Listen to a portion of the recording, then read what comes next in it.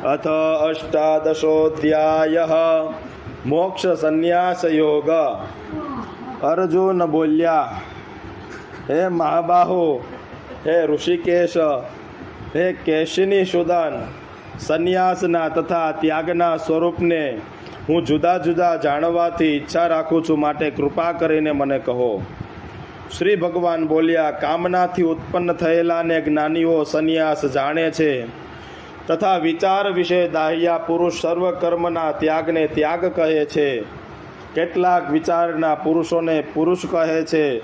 રાગ દ્વેષાદી દોષોની માફક કર્મ પણ પરિત્યાગ કરવા યોગ્ય છે તથા યજ્ઞ દાન તથા તપ પણ કર્મ ત્યાગ કરવા યોગ્ય નથી. બીજા કહે છે કે હે ભરત શ્રેષ્ઠ, ત્યાગ અંગેનો મારો નિશ્ચય સાંભળ. હે પુરુષ શ્રેષ્ઠ, ત્યાગ પણ 3 પ્રકારનો હોય છે: યજ્ઞ, દાન અને તપ. આ કર્મો ત્યાજ્ય નથી, પણ કરવા જેવા છે, કેમ કે યજ્ઞ, દાન અને તપ એ તો વિવેકીને પણ પાવન કરનારા છે. હે પાર્થ, આ કર્મ પણ અશક્તિ તેમજ ફળેચ્છાને ત્યજીને જ કરવા જોઈએ, એવો મારો ઉત્તમ અને નિશ્ચિત મત છે.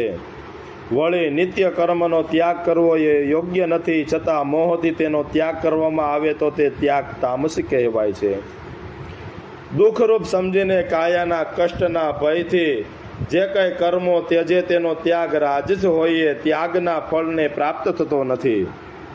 હે અર્જુન, આ કર્મ કરવા યોગ્ય છે એમ માનીને નિત્ય કર્મ સંગ તથા ફળનો ત્યાગ કરી કહેવામાં આવે છે, તે ત્યાગ સાત્વિક માન્યો છે. જે ત્યાગી અમંગળ કર્મનો દ્વેષ કરતો નથી, તેમ શુભ કર્મમાં આસક્ત થતો નથી, તે જ સત્વગુણી, બુદ્ધિમાન અને અસંશયી છે. દેહાભિમાની પુરુષ માટે સંપૂર્ણપણે કર્મ ત્યાગ કરવો શક્ય નથી, માટે જે કર્મનો ત્યાગી છે તે જ ત્યાગી કહેવાય છે. ત્યાગ નહીં કરનારને કર્મનું ફળ આગળ જતા 3 રીતે મળે છે: અશુભ, શુભ અને શુભાશુભ. જે સંન્યાસી છે તેને કદી થતું નથી. હે મહાબાહુ, સર્વ કક્ષાની સિદ્ધિ માટે સાંખ્ય શાસ્ત્રોમાં જે 5 કારણો આવશ્યક કહ્યા છે તે હવે હું તમારી પાસેથી સાંભળ. ક્ષેત્ર કરતા વિવિધ પ્રકારની ભિન્ન ભિન્ન ચેષ્ટા તથા તેમાં 5મું દૈવ આ 5 કર્મના કારણ છે. શરીર, વાણી કે મન આ 3 વડે જ મનુષ્ય ધર્મરૂપ અથવા અધર્મરૂપ ધર્મનો પ્રારંભ કરે છે. તે સર્વ કર્મના અધિષ્ઠાની 5 કારણ હોય છે. આ સર્વ કર્મના અધિષ્ઠાદી દેવ વડે ઉત્પન્ન થયેલા જે જીવ અશુદ્ધ બુદ્ધિને લીધે કેવળ મૂઢમતીને કારણે પોતાને જ કરતા સમજે છે. હે અર્જુન, હું કરતા છું, આ રીતની જેની વૃત્તિ નથી તથા જેની બુદ્ધિ લેપાતી નથી, તે આ સમગ્ર લોકોને હણીને પણ નથી હણાતો કે નથી બંધનમાંથી મુક્ત થતો. જ્ઞાન, અનજ્ઞેય તથા પરિજ્ઞાતા આ 3 કર્મના તત્વો છે તથા કરણ, કર્મ અને કર્તા 3 કર્મના અંગરૂપ છે. જ્ઞાન, કર્મ તથા કર્તા એને પણ ગુણભેદથી 3 પ્રકારના કહ્યા છે, તે હવે કહેતા સાંભળ. પરસ્પર ભેદવાળા સર્વ પ્રાણીઓમાં સર્વવ્યાપક સત્તારૂપ ભાવના જે જ્ઞાન વડે પુરુષ સાક્ષાત્કાર કરે છે, તે જ્ઞાનને તું સાત્વિકી જાણ. જે જ્ઞાનથી જુદા જુદા સર્વભૂતોમાં જુદા સર્વ પ્રકારના આત્મા રહેલા સમજાય, તે જ્ઞાનને રાજસ જાણવું. જે જ્ઞાન એક કાર્યરૂપ શરીરમાં જ સર્વસ્વપી પેઠે આસક્ત થાય છે અને યુક્ત રહિત, તાત્પર્ય રહિત અને અલ્પ છે, તેને તામસ કરેલું છે. ફળની ઈચ્છાથી રહિત મનુષ્ય આસક્તિ વડે રોગ દ્વેષ વિના કરેલું કર્મ સાત્વિક કહેવાય છે.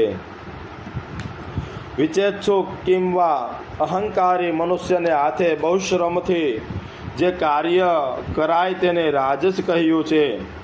જે કર્મ ક્ષય, હિંસા, સામર્થ્ય અને પરિણામનો વિચાર ન કરતા માત્ર મોહથી જ આરંભાય છે, તે કર્મને તામસ કહેવાય છે. જે આસક્તિ અને અહંકાર રહિત છે, જેનામાં ધૈર્ય અને ઉત્સાહ તથા કાર્યની સિદ્ધિ તેમ અસિદ્ધિમાં હર્ષ શોકાદી વિકાર નથી, તે સાત્વિક કરતા કહેવાય છે.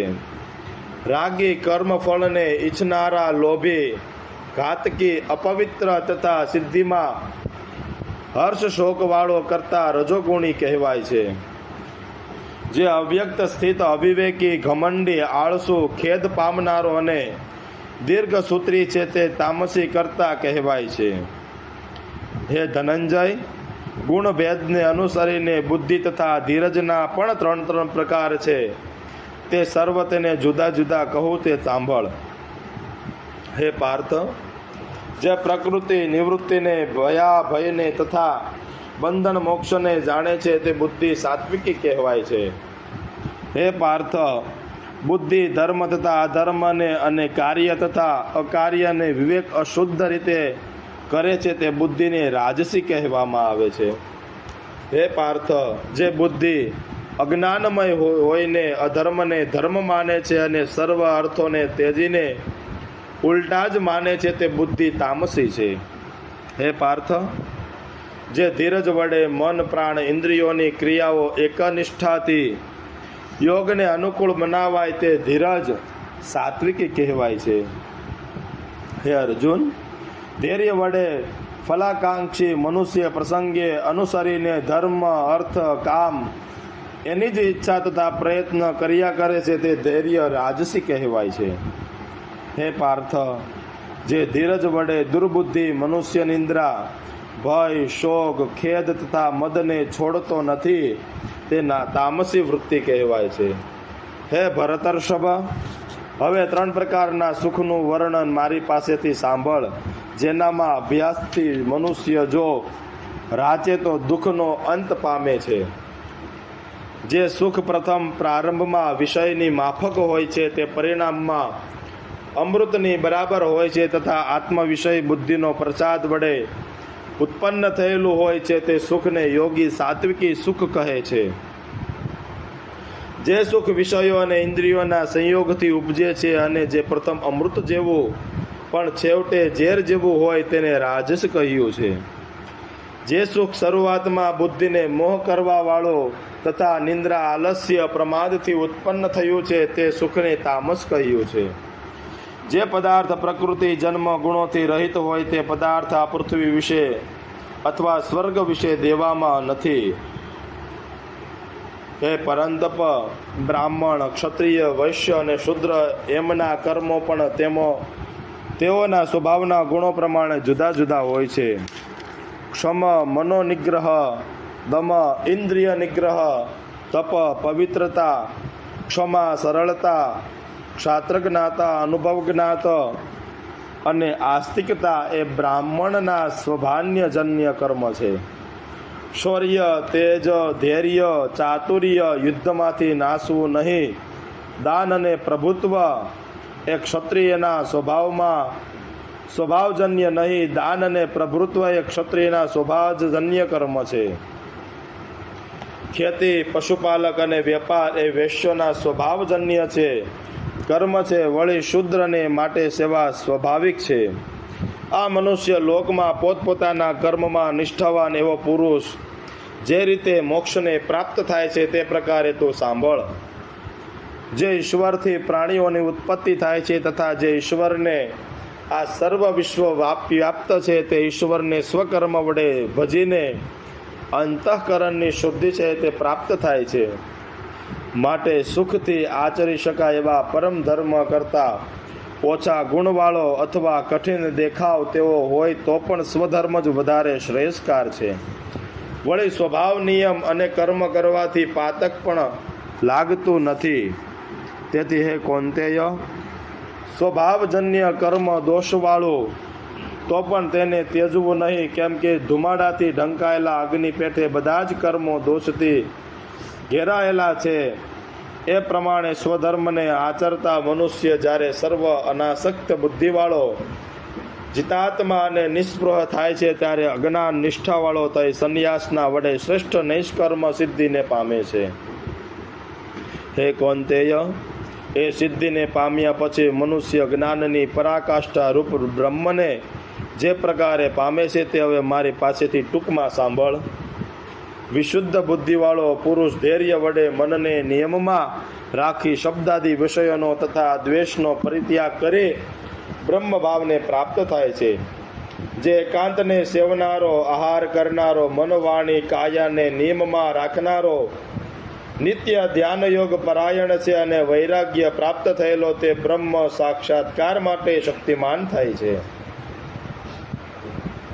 જે અહંકારનો, બળનો, અભિમાનનો, કામનાનો, ક્રોધનો તથા પરિગ્રહનો ત્યાગ કરી મમતા રહિત થાય છે તે બ્રહ્મ પ્રાપ્તિને યોગ્ય થાય છે. બ્રહ્મ જિજ્ઞાસુ આ પ્રમાણે જ્યારે પ્રસન્ન ચિત્તવાળો બનીને કશાનો કે ઈચ્છતો નથી તે સર્વને પ્રાણીમાં સમદ્રષ્ટિવાળો ત્યારે જ મારી પરમ ભક્તિને પામે છે. હું જેટલી મહત્તમા વાળો છું અને જે કાંઈ છું તે વાત એ પરાભક્તિ વડે જ તત્વથી બરાબર જાણી શકે છે અને તેમ તત્વથી જાણ્યા પછી જ તે મારામાં પ્રવેશી શકે છે. હંમેશા મારે જ આશ્રય રહીને પોતાને સર્વ કર્મ કર્યા કરનાર ઉપરોક્ત કર્મથી મારો કૃપાપાત્ર બનીને અનાદિ તથા અવિનાશી એવી પરમ સિદ્ધિ પામે છે. માટે તું મન વડે સઘળા કર્મો સદા મને અર્પણ કરીને કરતો રહીને મને સર્વસ્વ માનનારો થા તથા બુદ્ધિ યોગનો આશ્રય લઈને સદા મારામાં જ ચિત્ત રાખવા વાળો થા. એ પ્રમાણે મારામાં ચિત્ત રાખવાથી તું મારી કૃપા વડે સર્વ અંતરાયોને તરી જઈશ અને જો અહંકારથી મારું કહેવું નહીં સાંભળે તો વિનાશ પામીશ. અભિમાનથી તું માને છે યુદ્ધ નહીં કરું પણ તારો જે નિશ્ચય મિથ્યા થશે અને તારી ક્ષત્ર પ્રકૃતિ જ તને યુદ્ધમાં ખેંચી જશે. હે કૌંતય, સર્વની પેઠે તારા સૌભાન્ય જન્મને કર્મ બંધનો હોવાથી ત્યાર પછી મોહને લીધે ત્યારે કરવા ઈચ્છતો નથી, છેવટે પ્રકૃતિ વશ થઈને પણ તું કરશે. હે અર્જુન, સઘળા પ્રાણીઓના હૃદયમાં ઈશ્વર વાસ કરે છે. પોતાની માયાને બળ તેમને ચાક ચડેલા ઘડા માફક ગોળ ગોળ ફેરવે છે. હે ભારત, સર્વ પ્રકારે કરી આ ઈશ્વર આશ્રયને જતો આશરો લે. ઈશ્વરની કૃપાથી પરમ શાંતિને તથા શાશ્વત સ્થાનને પ્રાપ્ત થશે. આ પ્રમાણે તે ગુહ્યતમ જ્ઞાન કહ્યું. હવે તેનો પૂરેપૂરો વિસ્તાર કરીને જેમ ઈચ્છામાં આવે તેમ કર. ફરી પણ સર્વની અત્યંત ગુહ્ય એવું મારું સારભૂત અને વચન સાંભળ. તું મને અત્યંત પ્રિય હોવાથી તારું હિત તું મને કહું છું. તું મારા વિશે મનવાળો, મારા પર ભક્તિવાળો તથા યજ્ઞ કરનારો થા. તું મને જ પામીશ. તું મારો પ્રિય હોવાથી તારી આગળ આ સત્ય પ્રતિજ્ઞા હું કહું છું. ત્યાર પછી માટે સર્વ ધર્મનો ત્યાગ કરીને મને એકને જ શરણ થા. હું તને સર્વ પાપોથી મુક્ત કરીશ. શોક ન કર. આ ગુહ્ય જ્ઞાન અતપસ્વી અને અભક્તને, સેવા રહિતને, સાંભળવાની ઈચ્છા વગરનારને તથા મારો દ્વેષ કરનારને કદી પણ કહીશ નહીં. આ પરમ ગુહ્ય જ્ઞાન જે મારો ભક્ત હશે, મારા ભક્તોને સમજાવશે, તે પણ નિસંશય મારી પરમ ભક્તિ કરીને મને પામશે. મનુષ્યમાં તેના કરતાં મારું વધારે પ્રિય કરનાર કોઈ નથી. મને પણ આ પૃથ્વી વિશે તેનાથી વધારે પ્રિય કોઈ નથી. આપના બંનેના આ ધર્મવર્ધક સંવાદનું જે સદભાવથી અધ્યયન કરશે તેને જ્ઞાન વડે મને મારું પૂજન કર્યું એમ હું માનું છું.